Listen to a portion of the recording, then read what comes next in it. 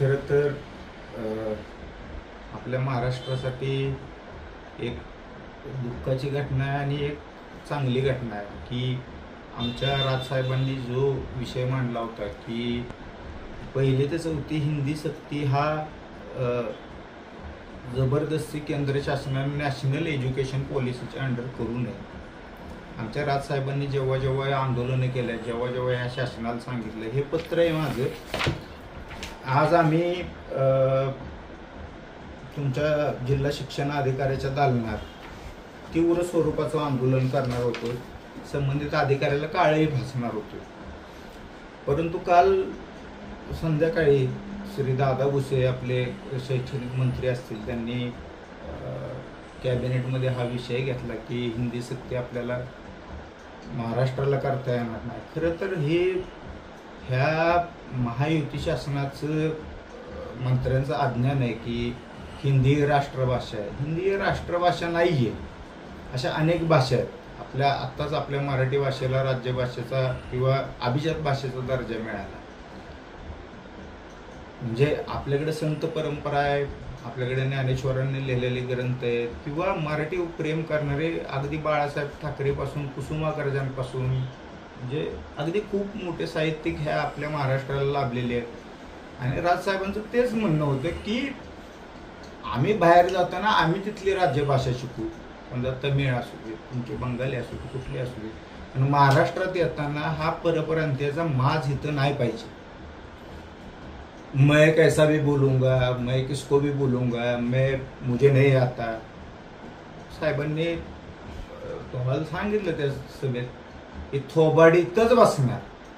ह्या पद्धतीनं गेले 20-22 वर्ष राजसाहेबांनी हा महाराष्ट्र स्वतःसारखा सरळ केला नाही.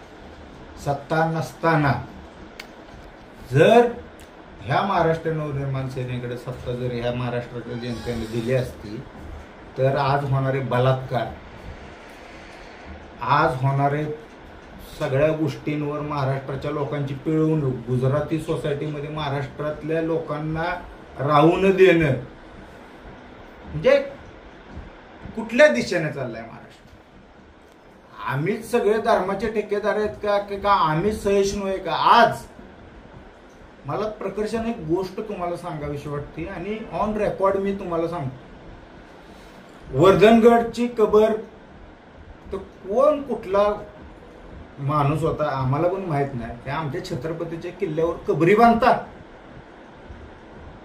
हा, आम्हाला कबर हा विषय विरोधाचा नाहीयेच कधी.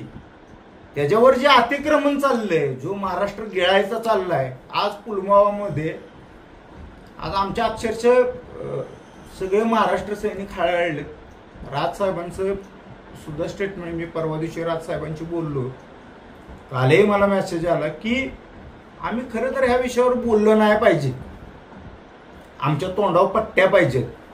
ही लांडी प्रत्येक गोष्टीवर अतिक्रमण करतील. परवा दिवशी काय नारायण राणेचा मुलगा, काय नाव त्यांचं, निलेश राणे का नितेश राणे, रत्नागिरीची पूर्ण समुद्र किनारपट्टी यांनी काबीज केलं. आम्ही नाही बोलायचं, तोंडावर पट्ट्या बांधायच्या. आमच्या धार्मिक स्थळावर छत्रपतींच्या गड किल्ल्यांवर यांनी अतिक्रमण करायची, आम्ही बोलायचं नाही. नागपूरमध्ये परवा तुम्ही दंगल केली, आम्हाला बोलायची परवानगी नाही. धुळ्यात, मालेगावात प्रत्येक ठिकाणी तुमचे मूल्य उभे केले. बांगलादेशी नागरिक घुसवले त्या राज्यात. खरं तर ह्या देशाच्या गृहमंत्र्याचा आम्ही मोठ्या मनानं लोकसभेला पाठिंबा दिला होता. मोदी आणि शहांच्या सरकारला अपेक्षा होती ही दहशतवादी ह्या काश्मीर नाही, त्यांना अशी भीती वाटावी. काल ते सगळ्या भारताने व्हिडिओ बघितले. धर्म विचारून मारतात. एखाद्या बाईच्या नवऱ्याला धर्म विचारून त्यासमोर मारतात. ती बाई म्हणती माझ्या नवऱ्याला मारला तर मला पण मारा. असं देशाचं वातावरण नव्हतं कधी. साहेबांनी काय सांगायचं ते ह्या शासनाला सांगितलंय. गोळ्या नाही त्यांना. जर धर्म तुम्हाला आणायचंच असेल सगळ्यांना, चला महाराष्ट्रात आणायचं असेल, या देशात आणायचं असेल, तुम्हाला करायचा हिंदू विरुद्ध मुस्लिम, तो ओवैसी सारखा भडवा. आज स्टेटमेंट त्याचं आलं, मैं बहुत दुःखी हूं, मैं कंडोम करता हूं. का रे, तूच म्हणला होता ना 25 कोटी हिंदू, 25 कोटी मुस्लिम आणि 100 कोटी हिंदू येऊ द्या समोर, 5 मिनिटं द्या, चलिये उद्यापासून. हिंदू सहिष्णू आहे, हिंदू हंडगा नाही. ज्या दिवशी वेळ येईल ना, आज मला प्रकर्षाने स्वर्गीय बाळासाहेब ठाकरेंची आठवण येते. 1992च्या दंगलीत मुंबई होरपळत असती, मुंबई होरपळत होती. तो माझा राजसाहेब आणि तो माझा बाळासाहेब ठाकरे, हिंदू हृदय सम्राट. त्या दंगलीत माझ्या राजसाहेबांनी सगळ्या मुंबईकरांचे प्राण वाचवले. कुठं विसरता? 2-2 हजार रुपये घेऊन दिलीत ना मत. आज तुमची घरातली लोक मारली गेलीत, काश्मीरमध्ये मारली गेलेत, नागपूरमध्ये मारले गेलेत.